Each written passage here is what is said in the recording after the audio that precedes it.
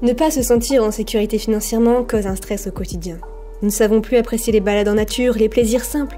Nous ne pensons qu'à ça du matin au soir. Il ne suffit pourtant pas d'être riche pour bien gérer son argent. Il faut simplement apprendre à le maîtriser. Alors comment gérer son budget mensuellement et du coup faire en sorte de s'en sortir, mais surtout de se sentir en sécurité financièrement? Parce que c'est un peu compliqué, surtout en cette période d'incertitude. On a juste envie de se sentir bien, de savoir qu'il y a des revenus qui tombent chaque mois, de savoir qu'on a placé ses économies. Alors dans cette vidéo, je ne vais pas vous parler justement d'économie, de placement, d'investissement en bourse, en immobilier. Je vais vous parler de choses beaucoup plus simples, accessibles à tout le monde, sans connaissance, sans expérience, sans diplôme. Donc on va voir dans cette vidéo la première idée qui va être avec le marketing d'affiliation. Ensuite, on va voir la deuxième idée qui est en fait une méthode pour être sûr d'avoir toujours des économies de côté. Et troisièmement, on va voir un petit peu comment en fait on peut faire en sorte de mesurer et ensuite d'améliorer vos finances. Donc c'est parti pour cette vidéo. N'oubliez pas de vous abonner. Un petit pouce, ça ferait plaisir si vous êtes déjà abonné. À tout de suite.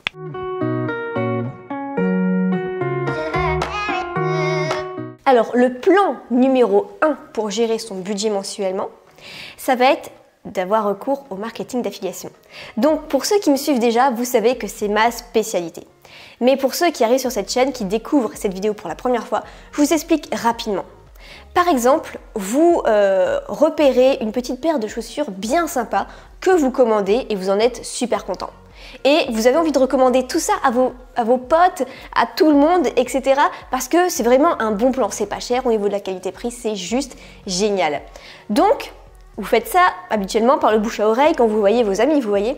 Eh bien, vous pouvez faire la même chose sur internet en filmant tout simplement une vidéo comme ça sur YouTube en disant j'ai acheté une super paire de baskets, j'en suis trop content, etc. Mais il faut vraiment que vous en soyez content, vraiment que vous l'ayez acheté et testé. Et vous placez un lien URL sous la vidéo qui contient votre identifiant et toutes les personnes qui vont passer par votre lien spécifique à vous, eh bien toutes les personnes qui vont acheter, vous allez recevoir une commission sur vente. Donc vous allez recevoir peut-être 20% sur 100 euros, donc peut-être vous allez recevoir 20 euros sur 100 euros. Donc c'est bien avec une, deux personnes, mais imaginez que ça fasse ça avec, je sais pas, vous avez 14 000 vues sur votre vidéo YouTube, vous avez 100 personnes qui ont acheté.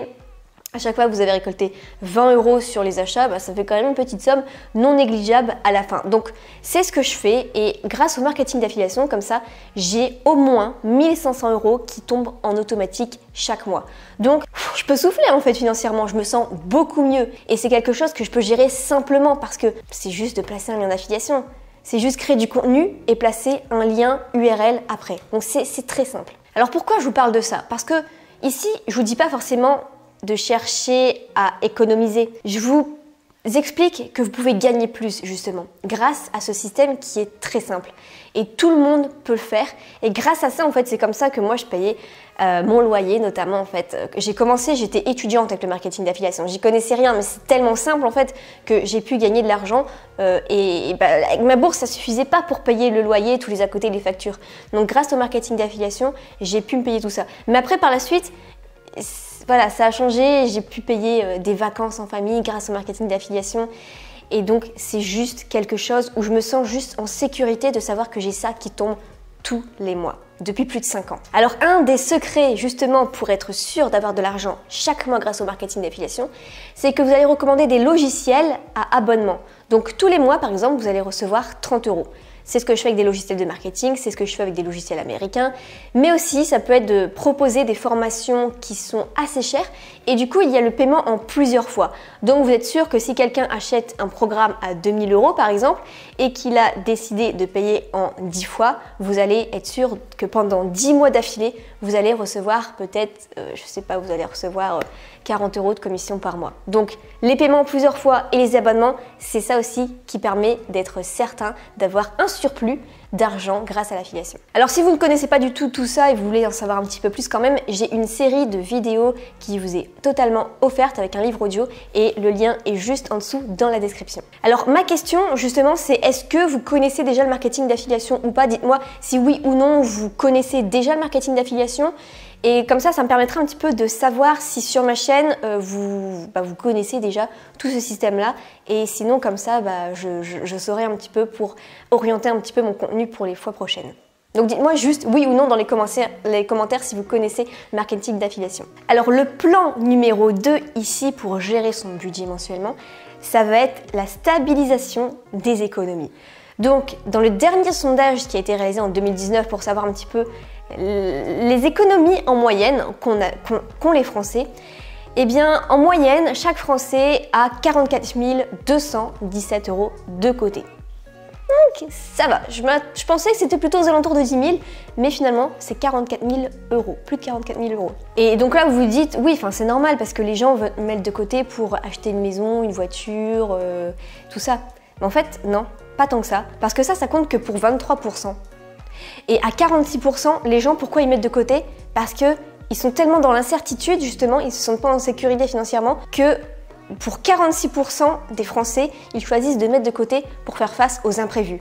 Votre voiture qui tombe en panne, une hospitalisation, aider quelqu'un, des impôts ou je sais pas, un PV ou des trucs comme ça, des trucs qui peuvent s'accumuler et vite vous embêter ou un problème dans votre maison. Donc en fait, majoritairement, les gens n'osent même plus forcément avoir de grands projets, c'est juste parce qu'ils se sentent un peu stressés face à la vie quotidienne et surtout avec tout ce qu'on a vécu cette année 2020. Parce que là, en plus, c'était en 2019, donc c'était même pas encore cette année.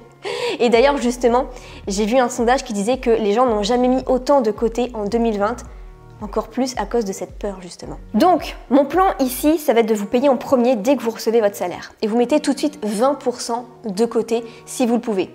Si vous ne pouvez pas, mettez peut-être 10% ou 5%. Mais en fait, il faut avoir cette habitude d'à chaque fois que vous recevez votre salaire, tout de suite, vous mettez sur un autre compte. Donc imaginez, vous mettez 200 € de côté chaque mois. Sur un an, ça vous fait 2400 € déjà d'économie.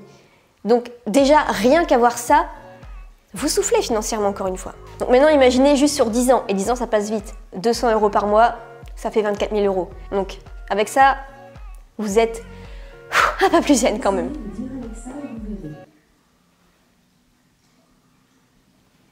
Je t'ai pas parlé, Alexa. C'est assez flippant tous ces robots là. Alors quelques petits conseils comme ça, au lieu d'acheter, préférez de louer, parce que parfois quand on loue quelque chose, on se rend compte que c'est pas forcément pour nous, une belle voiture, une belle maison, un Airbnb, je sais pas, essayez de louer plutôt que d'acheter directement. Ça vous évitera quand même des mauvaises surprises et après en plus pour revendre tout de suite ça perd en valeur. Et essayez peut-être d'emprunter plutôt que même de louer en fait. Essayez d'emprunter une voiture, essayez d'emprunter des outils, voilà, si c'est ponctuel, empruntez. Ça sera même encore mieux. Et l'essentiel en fait, c'est d'essayer d'avoir 2 ans d'économie d'avance. C'est-à-dire que par exemple, vous avez besoin de 1500 € pour faire face à toutes vos dépenses chaque mois. Essayez en fait d'avoir ces 1500 € sur 2 ans pour vous dire ok, quoi qu'il arrive, j'ai au moins 2 ans pour me retourner. Le troisième plan, ça va être la maîtrise. C'est-à-dire que ce qu'on peut mesurer, on peut l'améliorer. Donc là, il va falloir faire le point et connaître ces dépenses qui sont fixes pour savoir ce qu'il nous reste. Et ensuite, à partir de là, en sachant ce qui vous reste, eh bien vous allez vous fixer un budget course, un budget épargne et un budget loisir. Ne pas tout mettre non plus dans ça, c'est-à-dire qu'il ne faut pas qu'il vous reste 0 € à la fin. Essayez toujours d'avoir au moins une marge de 5%. On ne sait jamais, c'est mieux. Alors, je vous ai pris un petit exemple. On va faire assez simple. Imaginez, vous gagnez 2000 € par mois net. Vous avez vos dépenses fixes, donc tout ce qui est facture, loyer, qui s'élèvent en tout à 1200 €. Essayez de faire des virements en automatique, comme ça vous n'allez pas y penser. Ensuite, vous décidez de mettre de côté une épargne de 300 €. Donc vous mettez en fait ça sur un livret à part. Donc vous avez 300 € qui part. Ensuite, vous fixez un budget de loisirs par mois de 100 €. Donc ici, essayez de dépenser plutôt vos loisirs en liquide parce que vous aurez moins cette tendance à dépasser en fait. Et enfin, un budget course de 250 €. Donc là, pareil, essayez peut-être de payer en liquide. Et sinon, moi, je préfère le drive en fait. Aller chercher les courses avec le drive parce qu'on n'est pas tenté d'acheter toutes les promos, tous les petits trucs, etc. en plus, qui nous laissent tenter, qui laissent une note salée à la fin. Le drive, au moins, on a tous ces produits habituels et on sait vraiment combien on a, et si on dépasse le budget, on supprime des trucs de notre panier sans culpabiliser à la caisse devant tout le monde. Donc le Drive, c'est peut-être mieux pour mieux gérer ses finances. Et donc il vous restera, en tout, il y a 1850 € qui partent, et il vous restera du coup une marge d'erreur de 150 € toujours sur votre compte au minimum. Donc cette marge d'erreur est à 7,5%. Donc voilà, au minimum, essayez d'avoir au moins 5% qui reste quand même sur votre compte parce qu'on ne sait jamais.